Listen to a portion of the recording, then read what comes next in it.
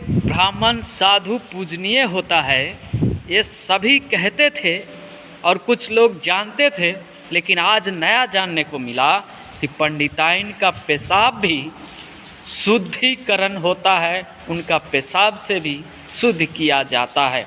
अब लोग गंगा में डुबकी नहीं लगा करके पंडिताइन की पेशाब छिड़कने से शुद्ध हो जाएंगे।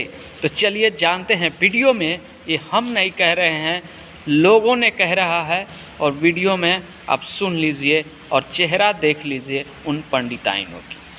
बवाल ऐसे खड़ा हुआ, पहले उनने हमसे कथा बुक कराई, तो जब कथा बुक हो गई फिर हम कथा कहने के लिए आए 21 तारीख को, शनिवार का दिन पूजन किया। जब पूजन हो गया उसके बाद भोजन के लिए उन्होंने बुलाया, तो घेरा में बैठा लिया। बोले ये बताओ तुम कौन बरादरी के हो? मैंने कहा मैंने यादव हूँ। बोले पहले तुमने क्यों नहीं बताया? मैंने कहा आपने पूछा नहीं तो हम क्या बता देते। आपने हमसे कथा बुक कराई और जब कथा बुक हो गई तो हम कथा कहने के लिए आए।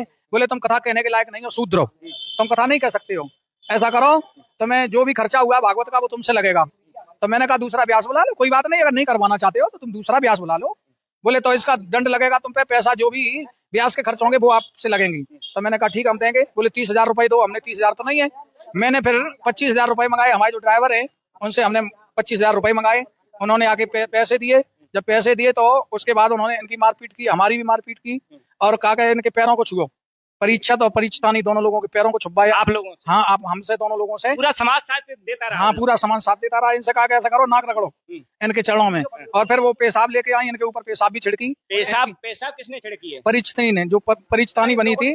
पेशाब करवा के मंगाई, उनसे बोले भाभी अपनी पेशाब ले आओ। तो भाभी उन्हें पेशाब लेकर के आई, छिड़का ऊपर। बोले अब तुम ब्राह्मण की मूत्र तुम्हारे ऊपर पड़ा, अब तुम जो